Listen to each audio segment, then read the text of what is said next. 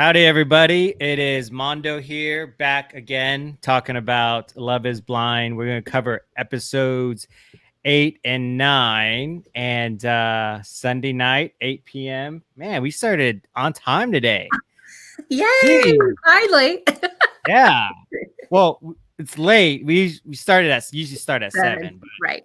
not a big deal. But yeah, 8 o'clock, and back again with my partner in crime, Shay Sparks. Say what's up. Hello, everyone. Glad to be here. Excited to talk about 8 and 9. My goodness. Yeah, it's crazy. Yes. And before we get into it, you were talking about your book. What kind of book you writing? Is this like a comic book or something, or like? Well, yes, it is a comic book like Batman. Yes. No. Yes. No, awesome. It is. Thank you for asking. First of all, it is a co-author. Yeah, it's a co-author book that I have coaches, I have chief master sergeants, I have podcasters, I have a speaker, I have another senior listed leader in the Air Force who are writing chapters in this book, and it is coming out probably about the end of September, first part of October. I'm very excited. It's called Fire Starters. How to get how to be a spark of hope in the midst of change. So I'm very excited about that. That's awesome. Yeah. Good for you. Thank you. Thank you. Just playing around with this design here. Sorry, I didn't mean to like wreck your flow here. It's all right. So yeah, I was writing my chapter for the book this week or today outside. It was gorgeous in the park, by the lake, and just enjoying the sun, and it was just, and the breeze. It was just beautiful. It's been a great weekend. I had a birthday awesome. Friday. Yeah. So, happy belated birthday. Thank you. So it's just been really chill, nice weekend. I needed that. I needed the rest and just good stuff. Yeah. Good for you. How was your week? My week's been great. Busy, good, lots of productivity, lots of everything with, treating patients to working real estate to kind of getting a schedule going. Nice. And shot my intro little quick video Friday, and then I also did a podcast with my team leader on Friday as well. So we talked about the real estate world and getting into it, and the benefits of hiring real estate agents and kind of the market. And so I will post that up once I get it done and shot into Apple Podcasts sometime this week. And today just hung out with Tito, my dog. We went to the dog park finally. The Johnny Still Dog Park is kind of set in like right next to the bayou, which is like this, goes down to bayou, and then they had this like cool gated section, and it's got everything. It's got a little water feature. It's got it's got like a dog shower, dog hose. You can take your dog a bath, and then the water where they can lap some water. Nice. So it's overall good. I think I got sunburned. My back is like kind of stingy. Like, that will probably happen. Yes. Like when I like leaning back, like it's like I'm like, ow. So maybe I need I don't know. Aloe, maybe. Aloe, yeah, maybe. Yeah. Which, by the way, you're leaning back on the new chair you got. Not yet. Oh, okay. I thought I was supposed to get it this week, but I don't get it till next week. Gotcha. This whole this virus is pushing back deliveries. And so, I said I was supposed to get it like this Wednesday. Then I got an email update saying not till the 26th. So that's another, 10 days. Yeah. So I'll probably have back pain for another week. And, but hopefully not. But I've got a little lumbar support thing and this little thing. And so, I'm chilling. So, other than that, this show is sponsored by me. JLA agents. I'm just gonna get the housekeeping out of the way. I am a new broker, or not a broker. I'm sorry, I'm a new agent with the with the JLA agent team, realty group called the Bay Area Group with the JLA agents agency realty, and so so I'll be covering mainly inside the loop, most of Houston. And give me a shout if any real estate needs, buy, sell, or lease you guys may have. And I will put my email in the comments on the side. And so, yeah, I'm pretty excited about it. It's amazing so far. Congratulations. So, thank you so much. That's Thank awesome. you. I'm not nervous about it or anything. I'm not saying the right information, but yeah, it's pretty intense. That's how excited I am about it. So I love it. But anyways, well, awesome. So episodes 8 and 9. Yeah. Wow. Yeah. It just keeps building. Let me pull up the description here. But like, it just keeps building and building, which is a good thing. It's like, the pressure of a balloon keeps getting higher and higher. Yes, until the balloon may or may not pop. And so, so in the beginning, it says 17 days until the wedding. I wrote down super awkward Lauren. Oh, okay. So it started out with not Damien. Yes. Cameron. Cameron. I keep forgetting his name. Cameron and Lauren. Yes, Cameron and Lauren. And so it was the meet and greet of Lauren's dad. Yes. Again. And so it started. I put super awkward on Lauren's part. He said, okay, so what'd you think about that whole conversation? Because I got a lot of things to say about that. Well, go for it. Start saying it. Yeah. So like in the intro, there's this whole back and forth, like they're staring at each other. They're playing like a mental game, like a mental fighting, dueling thing. And so, Lauren is trying to explain like, hey, it's not you. It's just, I've never brought anyone in front of my dad before. And, it's just a lot of things going on. And so, and then at the end, she goes, my dad's not a racist or anything. And I kind of get what she's saying, but I kind of don't. And so it just brings me back to where it's like, if she's, I don't want to bring race into it because that's not what the show's all about, but I understand about being comfortable, but he's a nice guy. Cameron's a super nice guy. He's not intimidating. He really didn't, show anything to her dad that, he's disrespecting her, and he, he's coming off nice. And so the fact that he's already in the hot seat for something he's not, he didn't even do, he's not responsible for anything.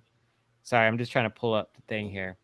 I just think he's a little out of line, but maybe that's how the show is designed, and so, well, again, it's all edited, right? So you have you didn't maybe see all the nice parts. They don't do all the nice parts because that was too boring, right? So they showed the part that was really attention grabbing, really drama filled to, draw you in, especially in the preview, right? The preview is like, oh my God, is he going to like cuss Cameron out? Is he going to say, no, you can't date my daughter? Like, what's going to happen? Yeah. And so they did a good job, I guess, editing that because that's where we were, right? Questioning that. So, yeah, I think it kind of goes back to what we talked about two shows ago. And then last week with Monica is it depends on how you were raised. So he's coming from a place of fear of really worrying about his daughter going forward and being protective of her. Yeah. And it comes across however it's going to come across. Again, we have no idea what the editing really was. Like we said, the nice parts might be cut out. So, right. But it is just interesting. Yeah, it's definitely interesting, and that whole dynamic, I, I just think that we're it's 2020 still. I still always think about the year, okay, and we're in the year 2020. I would understand if it was like the 40s, 50s, 60s, shoot, up into the 80s, and things start to get better in the 90s, and so like I still think that he should get past that. But maybe, like I said, the producers like, okay, we need you to like act super dramatic about him being, Right. of another race, drawing the whole black and white thing. And so, but I think I did write down Cameron handled it very well. Like he was professional about it. He was really, understanding of his concerns, and but I think her dad should have been like also he was still like, I understand this is like a hard question that where I'm coming. He said it's a hell of a question, or kind of topic of what he was talking about, which I kind of get. So, but yeah, it was a good that they met and that they kind of hashed it out before, going along the wedding and stuff. Well, and then I'm going to jump ahead to when she's talking to her bestie and asking if she would be her bridesmaid. Do you remember that part? Because her best friend did the same thing. It was like, really? Caucasian man? Really? Oh, I didn't see that part. I don't remember that part. Mm-hmm. Her friend was even like, questioning because he was white and not black. Is that what you're saying? Yeah. Yeah. Huh. Yep. I guess I missed that part. Yeah. Weird. And again, do we meet Cameron's parents? No. I don't remember. No, we don't meet Cameron's parents. Yeah, it was, I think Lauren not really failed Cameron, but I think Lauren should have been better about her sticking up for her own beliefs, and to me, Lauren acted like a child to where, she was afraid of what her mommy and daddy mainly her daddy might think of what bringing home a man other than a black man, Well, so she may have been intimidated by him normally, right? Even from a young age, she might be intimidated from him. So that's her trigger. And she gets intimidated even as an adult by her dad. Yeah. Yeah. It's just, there's got to be a point because, either you dress it when you're young and say, look, I'm attracted to all types of men in whatever race. So there will be a time that I may bring home a white guy, a Hispanic guy, a Middle Eastern person, Italian, there's more than one race out there. And so if you're attracted to somebody, I was going to tell you straight up, it could be someone outside my ethnicity, outside my race. So let's talk about it now, not wait until you fall in love, when Cameron's there, and have this difficult conversation on top of, oh yeah, I'm going to marry this guy. And then, oh yeah, this situation is I met him 3 weeks ago or whatever, and that just keeps building and building and building. And that pressure that we're talking about is about to pop. And so, we don't know, say 3 months or 3 years into the marriage, he finally gets it out, maybe over something he got upset about, And so I think I would have had the difficult conversation, but if I was the dad, if I wasn't comfortable with her dating outside of race, I'd be like, look, I'm not comfortable with it, but I understand you may or may not fall in love with someone outside my race. This is how I feel about it. Do you accept it? Let's talk it out. Let's compromise. And then if I was Lauren, I'd be like I just said, there may be a time I may fall in love with someone outside my race. Mm-hmm. And so I don't know. I mean, he really didn't give me anything to think that something really bad happened or, something traumatic happened. to him or whatever. It's just, I just think Lauren should have done a better job preparing her dad, because she knows him better than anybody on the show. And so, and she should have came forward with him. It's like, look, I love Cameron. I know he's outside my race. But he's dated. I'm sure he shared with Lauren, like, he's dated someone that was African American. For what, 5 years? He said. I don't remember the number, but yes, he did date outside of his race before. Yeah. Right. And so I think at that point I would have told my dad, like, if I was here, like, look, this is not a big deal. He was with a black woman for 5 years plus. I don't see it as a big deal, but if you do, go ahead. I'm just giving you the background, right? I'm laying the foundation. And I don't. Go ahead. No. I was interrupting. I was just jumping in there. So you keep going. No. Yeah.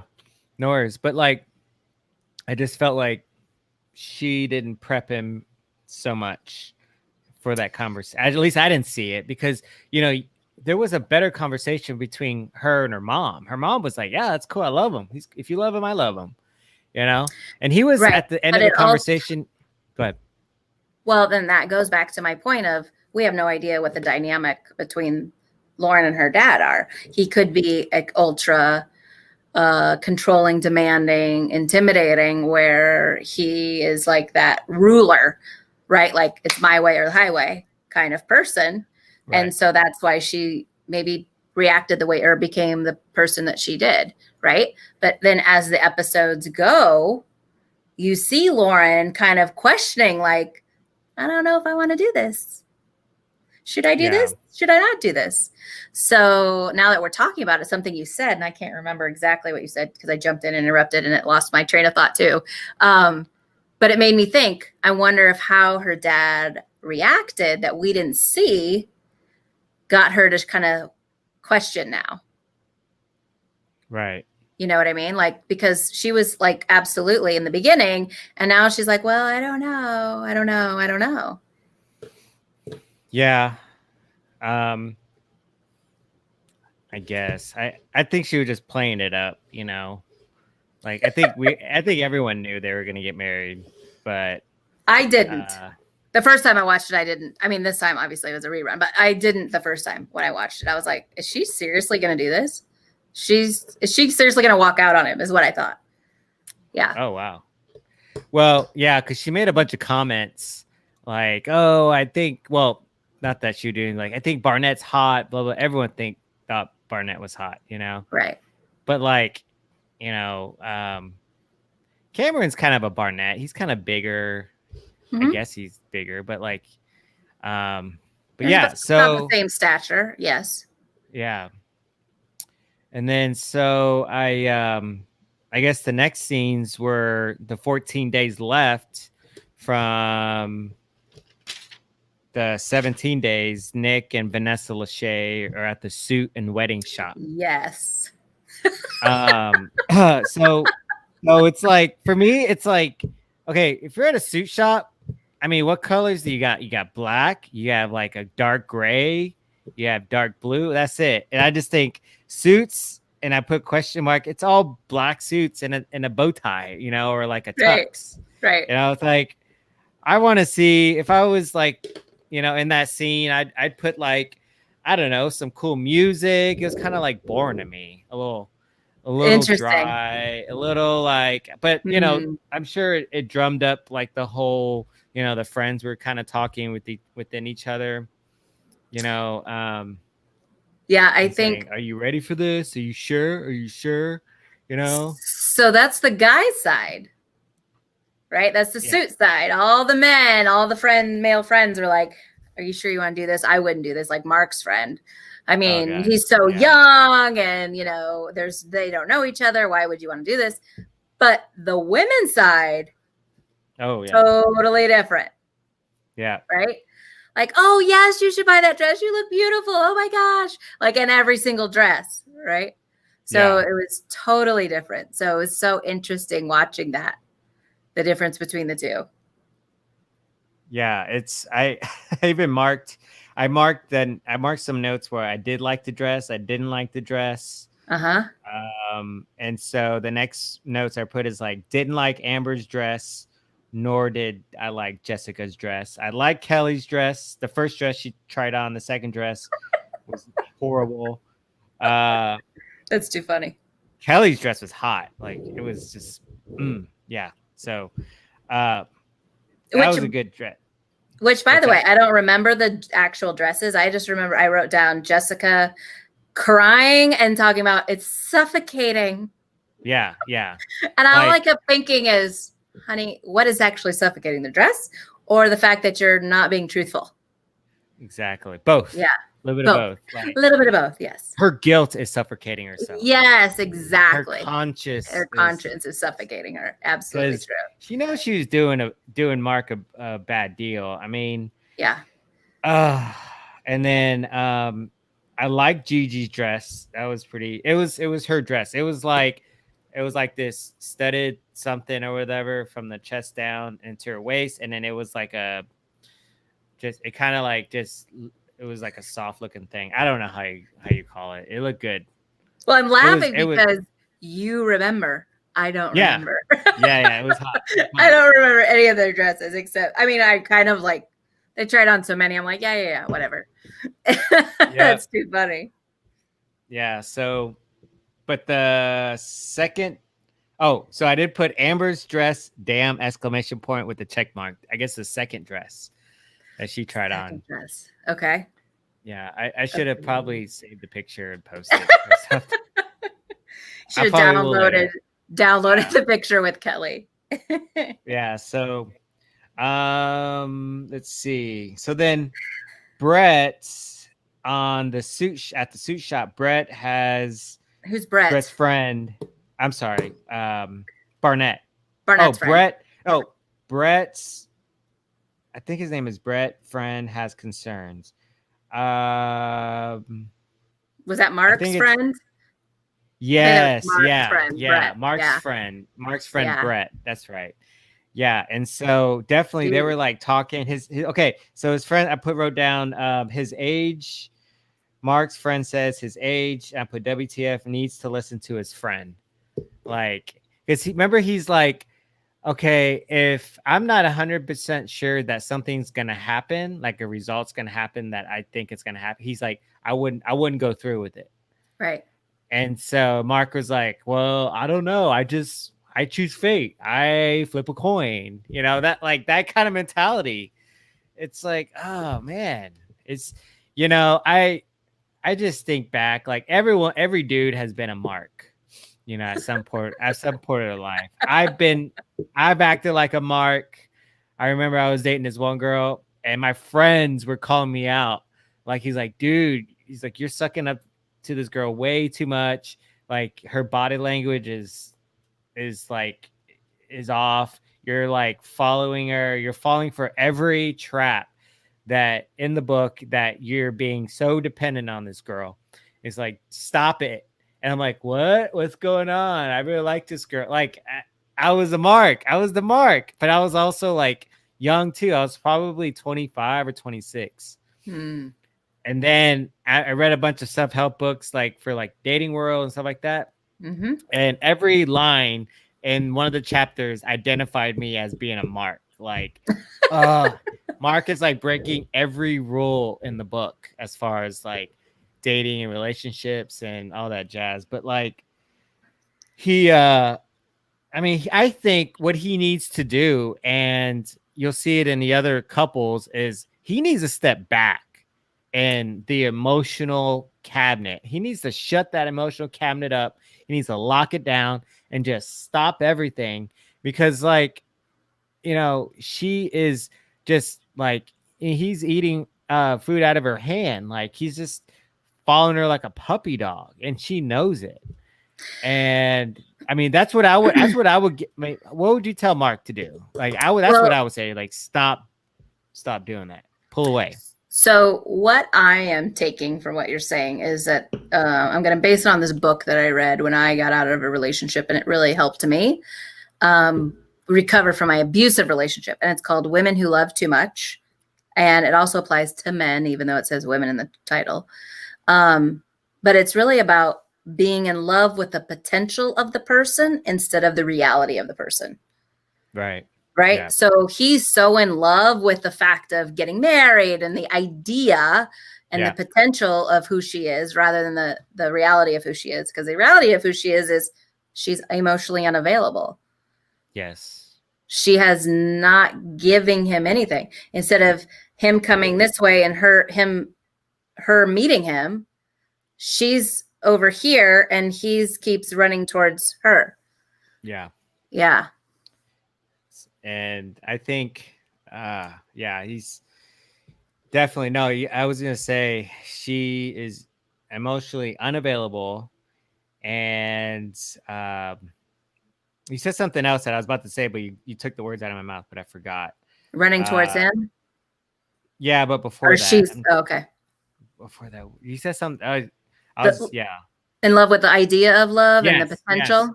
Yes. Yeah, he's not in love with her. He's in love with the idea of the potential of what might happen. Yeah. Just the whole setup. Like absolutely. His mind is in the right place. His heart is in the right place, but in the wrong woman, Absolutely. Yeah. And so I think any gal would love to have a Mark. I think he's a great guy. Yeah, he's totally nice. He's, I hope I don't sound like I'm talking bad about him, but he's a nice guy. He's a good guy. I mean, he has a lot of aspirations and things he wants to do beyond, his fitness training and everything. You just build on top of that, like we talked last week about. And so I put Jessica doesn't feel right when trying on dresses. Okay, so that was that scene that she was like, she tried it on. She's crying with that the dress attendant behind her. Yes. And so it's like, dude, girl, like you need to grab a hold of that conscious handle and like get real with everybody and stop it. But I think she was in love, and I mean, bless her heart. I mean, we discussed last time that there is some things going on with her, and she does share that with Mark. I'm not sure if it's 8 or 9, but she does finally share that with him. What's really going on? Do you remember that part? When they were in the room together? Well, separate. They had the roses on the ground, right? And she finally opened up and said that she has abandonment issues and detachment issues because of her dad, and that she needs to heal her past. So that's why she has that wall up, right? Yeah. Mm-hmm. That's because she's scared. She doesn't trust. Commitment. Yeah, she doesn't trust, right? Mm-hmm. And that was the other thing I wrote down. The fact that he asked, "Are you scared of commitment? Or do you have a fear of commitment?" And she says, note to the men out there, if a woman pauses after that question or says, the answer is yes. Yes. Yeah. And I put, she just danced around the question. It wasn't a real answer. But then she opened up later. I will give her that. She did open up later. Well, because she put everything on her parents that got divorced. And she didn't put any blame on herself, and she didn't really take ownership on that, being a liar, like not being truthful on the feelings of Mark, and just putting all the blame on her parents. Like, I just have these issues because my parents this and my parents that. It's like, okay, well, you're an adult, so like cultivate your own. To me personally, cultivate your own feelings and maybe try to break the cycle. If she's that much older than him, how about act like it, right? If you're 34 and you've been through so many years, I think they got divorced. I think when she was 4. I think the story was that like she got pregnant with her, and then her real dad didn't want it, so she had her, and then he left, and then stepdad, adopted her, right? And so like, I mean that is a pretty crazy story.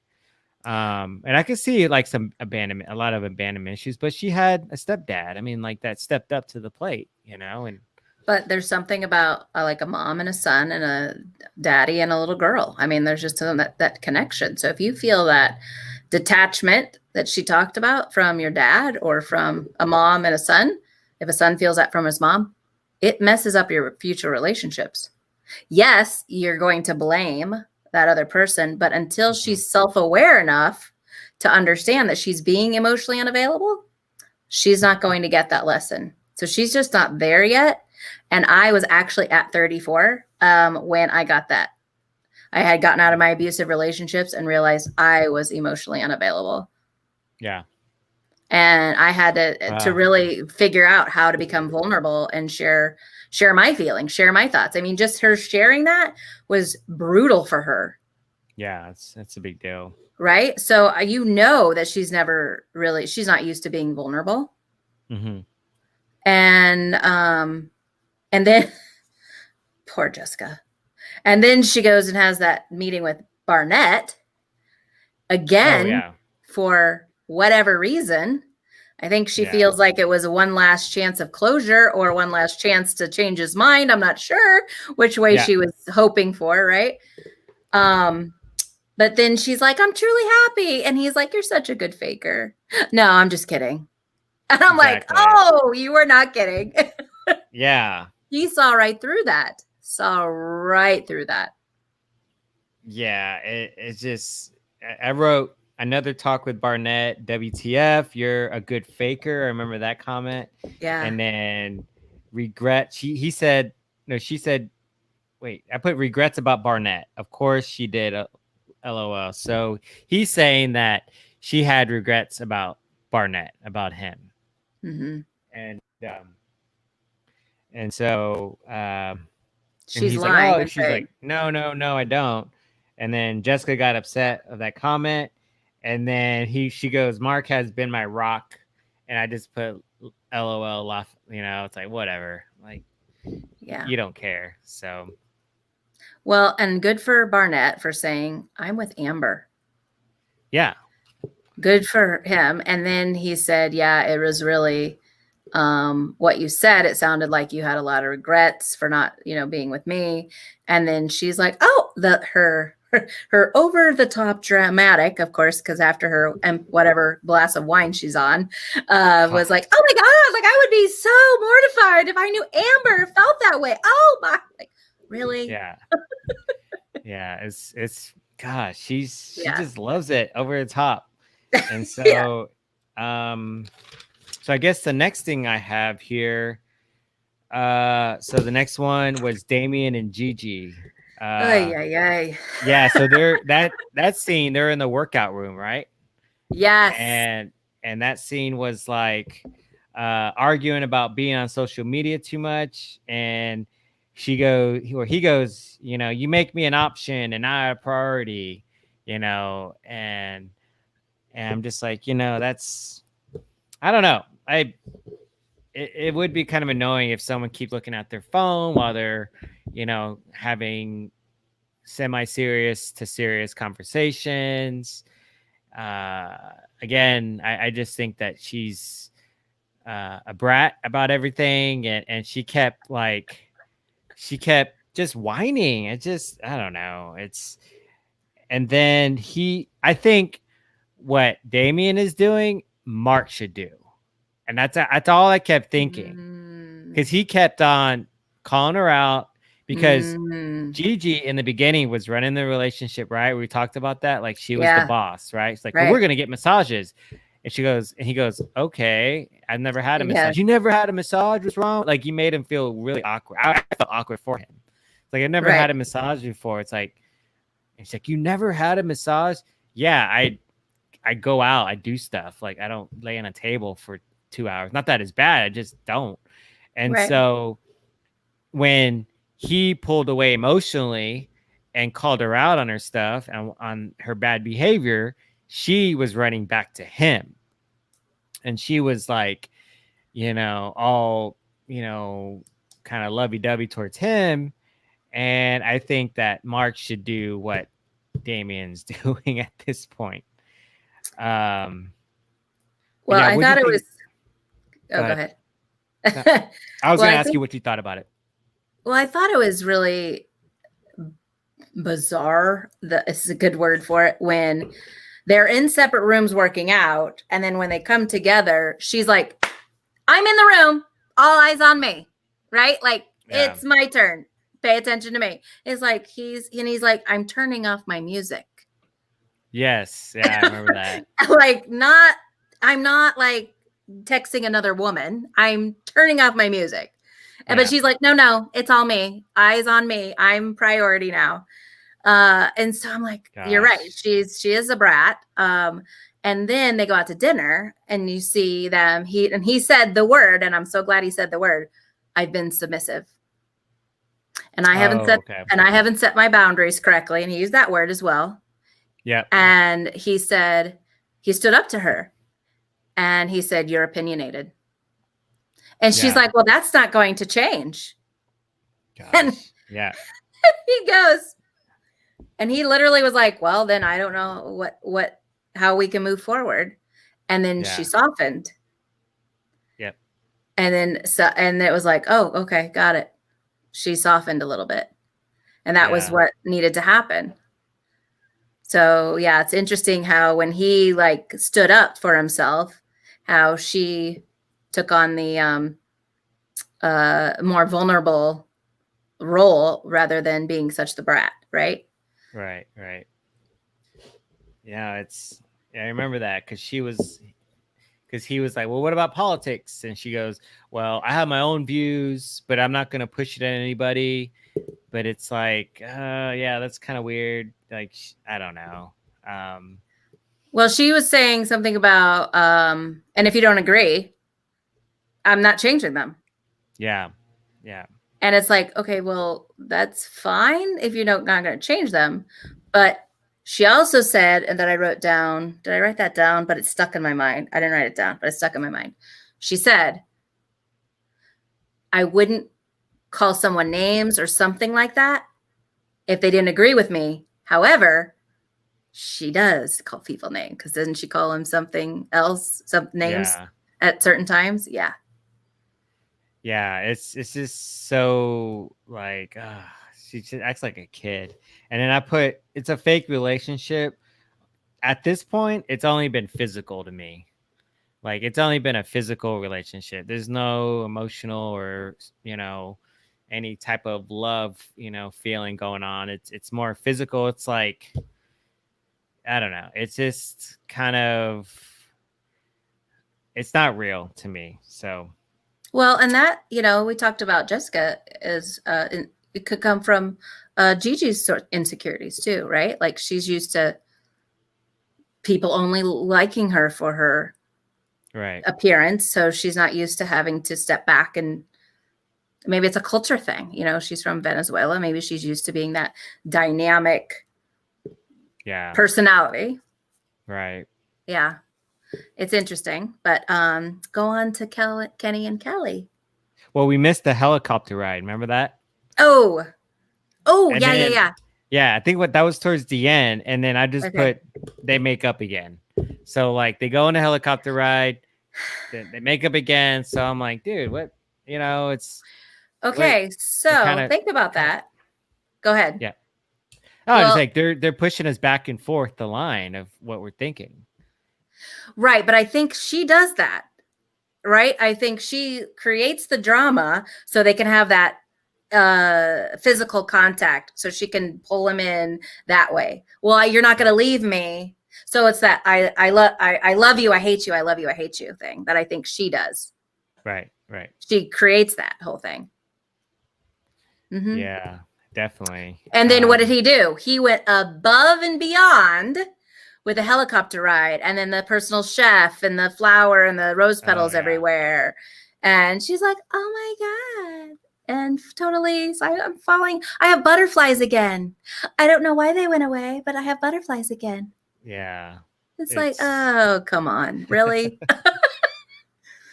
Yeah. She's kind of annoying. But then, we have Kenny and Kelly on the dock. They're on the dock together. And she made a comment from the girls' hangout It wasn't the bachelorette party. It was, I think, the episode prior. And I don't know if we addressed it last week, that she wasn't physically attracted to Kenny. Ooh. Do you remember that? No. She wasn't. She said that. I just remembered when they're on the dock together, and I'm just thinking she said that, and I'm like, why are you still here if you're not physically attracted? You know, at that point, you know, she should have walked away, and that's why I'm thinking that Kelly is just a player at that point, you know, because she's two-faced. She's thinking, oh, I'm so conservative, I'm not gonna like be intimate with him, really, because it's just, you know, she's not physically attracted. If it was Barnett, yeah, she'd jump in the sack like in a second, you know, no time. But like, you know, she has a lot of acting in that point. And so in that little lunch that they had, and they're you know, they were still talking about being intimate and blah blah blah, you know, it's fine. It's, you guys don't really know each other that well. I'd be okay with it. But at that point, I would be like, look, I'm not physically attracted to you. I see you more as a friend. I've done that with women. It's like, I don't want to mess anything up. I don't, you know, want to say or do anything that would hurt a friendship. I just see you as a friend. I can't go, you know, any farther than this, because once I do, then it's just, will mess things up. So, but I don't know. Do you remember that scene? I guess. No. What I wrote down was they were laying in bed and he was like, "Oh, we're gonna play footsies," and I was like, "Really?" Like, I'm sorry, if that would be like a clear indication that something's not going on there. Right. Like, and yeah. So, but then she opened up and started talking about how she has a hard time having orgasms. Oh, yeah. I think I forgot about that part. You blanked that part out? I blanked that part out. So her whole point was, that's right. Yeah. Her whole point was that she's had the physical connection before. Yeah. Okay. And that it just didn't work out in that department. So even though it was a physical connection, she still wasn't able to have orgasms. So that's why she was like, I have to figure out if it needs to have that emotional connection first. So I think that's why she's doing, even if she's not kind of physically attracted to him, she's trying to build up that emotional connection first. Yes. Yeah. Yeah. It's coming back to me, and I was just like thinking, I don't know. To me, I guess if you're not with the right person, that may ruin things, I guess. So. Well, and it's very common, unfortunately, in women to not. Sometimes that doesn't happen. Oh. So it probably happens a lot more than we think. But moving on. So the next is the bachelor party, and I put WTF. Amber is WTF. Oh my God, Amber and Jessica. OMG, Amber and Jessica. Like the first 10 seconds of that bachelorette party. Oh my God. She's like, I love Barnett. I'm blah, blah, blah. And then she goes, and I'm so drunk. And I'm just like, oh my gosh. Yeah. The thing I loved about it is that the bachelorette party has a stripper and the bachelor do not. Yeah. It's like they're at a museum party or something. It's so damn dry. It's like, no, there's not even music. There's nothing. It's so funny. Dude, it's so boring. I wrote a note like, guys, bachelor party sucks! ! And I put gaming. Really? Like it was like a poker tournament or some stuff. Oh, that's right. Yeah. Yeah. So, it was, man, it was like so disappointing. And what else? Oh, Kelly isn't physically. Oh, so okay. This I put, Kelly isn't physically attracted to Kenny. WTF, attracted to Barnett. So she said it at the bachelorette party. God. That's what she said. Yeah. So I wrote that. That wasn't last. What was the last episode? It was this episode. Oh, that is so funny. Yeah. I will have to take a second because my dog is staring at me. And I think he needs to go out. Give me a Oh, second. I will put him in the and you keep talking. How about that? Keep talking. Okay. You keep talking about Kelly not being in the bachelor party. Just one second. Gotcha. So the bachelorette party shows them first of all on a party bus, and they're like, "Oh my gosh, there's a party bus and there's a pool. I guess that means we're gonna have strippers." And then, sure enough, here comes the male stripper, and it is what it is, right? The bachelorette party has a male stripper, and then it shows the men at the, like Mondo said, has the men they're playing poker. They're sitting around poker tables and drinking, and all of the guys' friends are still trying to talk the men out of getting married, especially Mark's friend. And then the women's friends some of them are like, "I don't know if you should be doing this. Are you sure you want to do this? I mean, you haven't known him that long." And I just thought that was really interesting how now the bachelor, the night before, that they're talking about, maybe you shouldn't do this. Yes. I was talking about how their friends were saying how you shouldn't do this, right? Right. Which friends? Well, some of them. I think it's still Mark's friend, number one. And I'm trying to think of the girls. I didn't write it down, but was it Lauren's friends were still like, "Are you sure? Are you sure you want to do this?" But then everybody else was kind of like on board. Right. Yeah. I think everyone was on board. I think Damien's friend was not on board. Right. Damien's friend was kind of, oh yeah. Damien complaining to friend about her, backed off. Oh, okay. So he was complaining to his friend and how he backed off, like, emotionally. Yeah. And I put Mark should do the same thing, is what we talked about earlier. It's like he's like, "No, I'm not doing this anymore." And like you pointed out, he tolerated it. He let it go for so long. He'd been submissive, haven't set his boundaries towards her. But like boundaries towards why do you, I don't know. I'm not an expert, but like boundaries should be like together, but like you shouldn't have to cross any lines.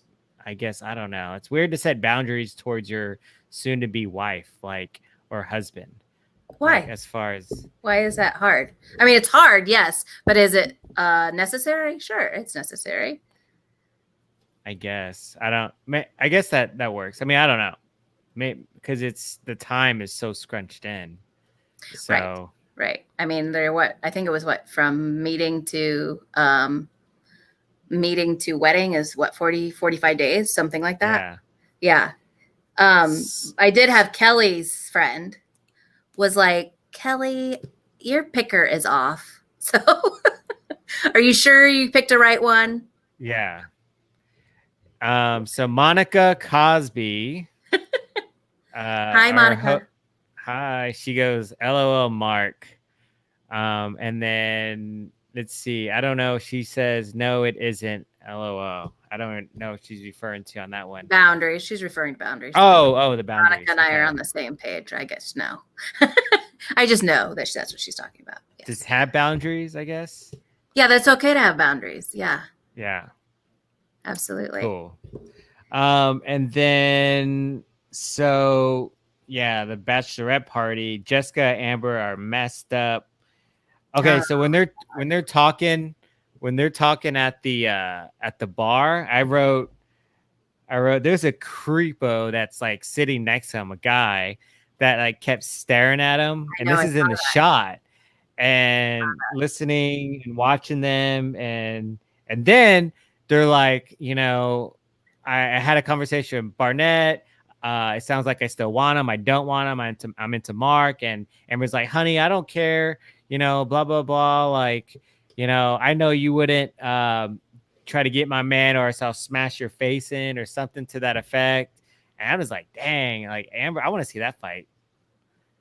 Yeah, Jessica was Messica. Okay. Yes. She was a mess. And but Amber was too. And they were like, but baby, I would never. But baby, I would never. And it's like, oh my God. You two are terrible. I think the dude was waiting for them to like start making out, is why he kept staring at them so hard. Well, they did make out. They kissed. They kissed. At the end. Yeah. On the lips. Yes. Yeah. And I was just like, what? That came out of left field. So, so then the next day is first Gigi's, Giannina and Damien's wedding. Mm-hmm. And the scene is like they're in a room and like everyone's dressed nice. And I really like I'm just upset how Gigi turned out because her parents are super cool. And I like her family is cool. They're a nice family. And maybe she's putting on more of an act than she should. Let's see. Monica wrote, and in such denial when she was saying she didn't like Barnett. Oh yeah, yes. Of course. Yeah, totally. Yes. Yeah, definitely for sure. And so but I really like Giannina's family. I put her dad was like a stud. Like he was like a cool guy and super supportive and then, you can see Damien walking up and then his parents are there, or not his parents, but like, I guess his friends are there. We still don't meet his parents at all, which is, I guess, fine. But yeah. And it just kind of cut to the scene to the new episode. So he's crying.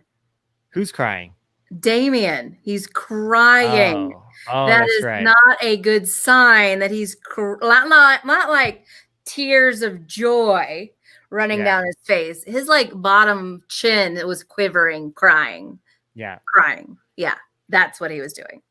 I was like, oh, this is not good. This can't be good. Yeah. I think everyone knew the outcome was going to be at that point. Yeah. But it cut the scene. We don't know if he or she said yes or no or whatever. No, she said yes. She says, I do. No, it doesn't. It cuts to the next. No, yeah, you heard it. They don't even show anything. They just show that her walking up, him walking up, and then it's cut. And then they don't even say yes or no. Okay. We still don't know if they accepted yes or no. Gotcha. And so, and then that scene's 10. And is there an 11?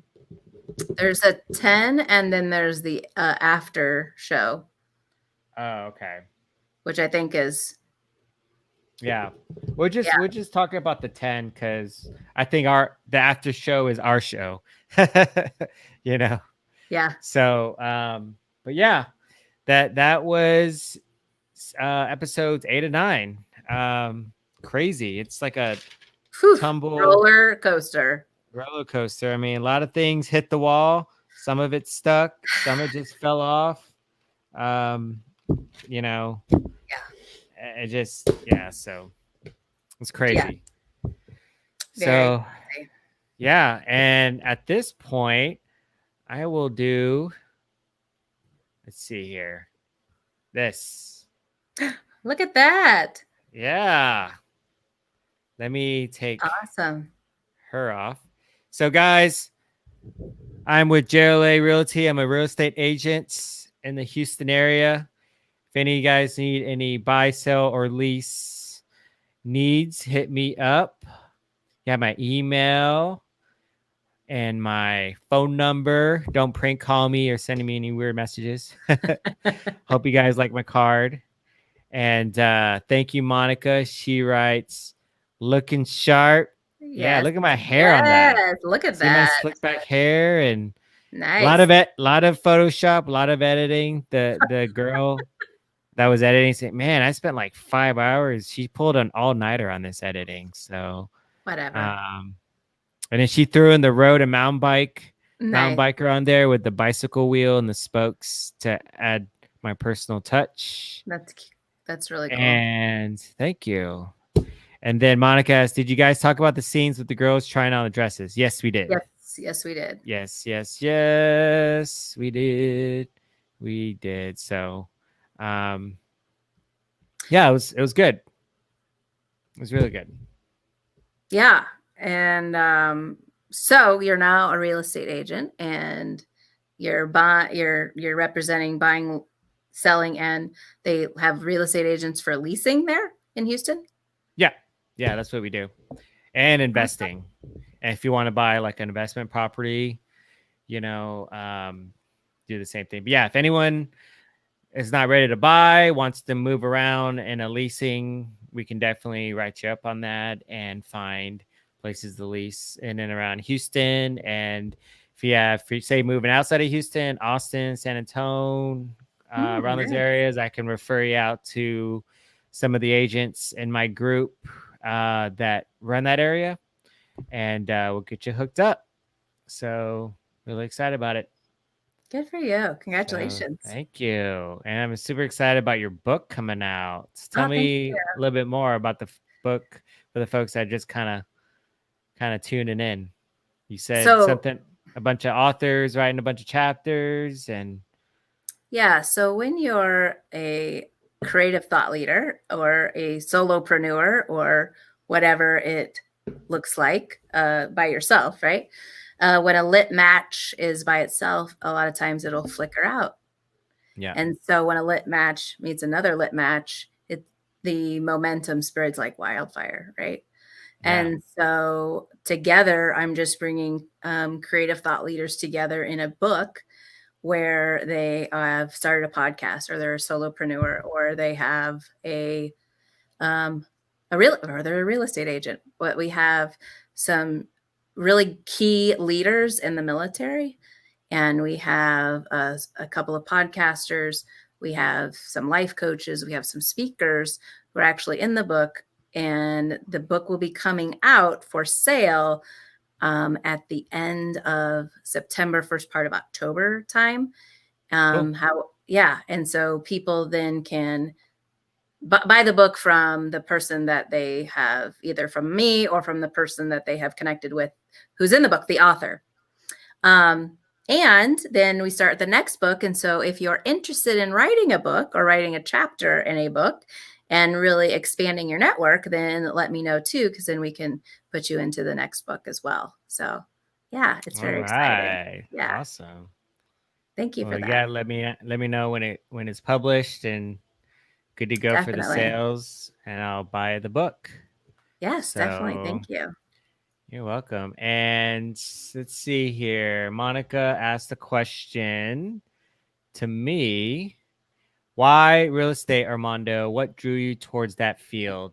I was always interested in homes. I love homes. I love what a home could look like, and I'm into the historic Heights bungalow look. I like that look, but I like all homes, from updated to contemporary to the historic looking homes. And so I've always wanted to know more about it for about a year, and finally I decided to pull the trigger on going to school for it and working healthcare. I've been doing it for so long, at least 10 years. So I just wanted to learn something different, something outside of my career that I wasn't used to, and just kind of learn all about it. And so, healthcare and real estate, people need healthcare and people need shelter. So definitely like to provide, that to any client that will need it soon. And so, yeah, that's it. And super happy and excited about learning all about it and working in this industry soon. So, and then she also says, yay, a book. I can't wait to read it. Oh, thank you, Monica. Yeah. Thank you. And then she also says, congrats, Shay. Oh, thank you, Monica. Yeah, we missed you. Definitely missed you. Definitely, yes. So, hope you'll be on next week with us to wrap everything up in a bow. Yeah. And then I didn't know if you guys are interested in doing another series. I have my eye on another show that I liked. It was Dating Around, I think it was called. Ah, interesting.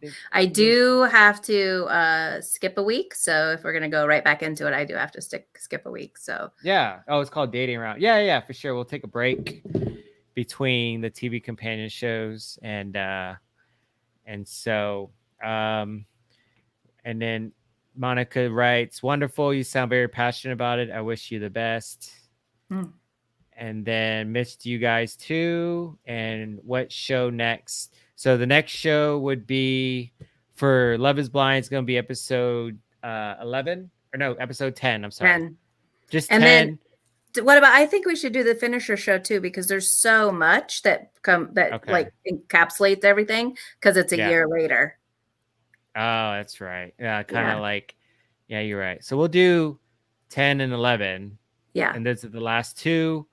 And then Monica agrees, yes, Dating Around. And those are cool little, like, they're not that long.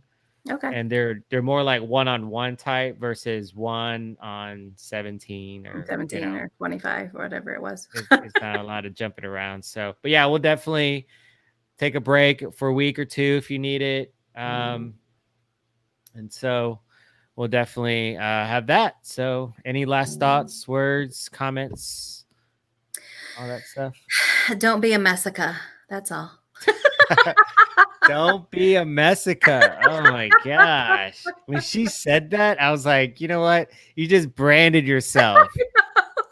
Oh my gosh. That's what she is. Bless her heart. Bless her heart. Yeah, she puts the H in hot mess. So all right. Let's see. Oh yeah, Messica.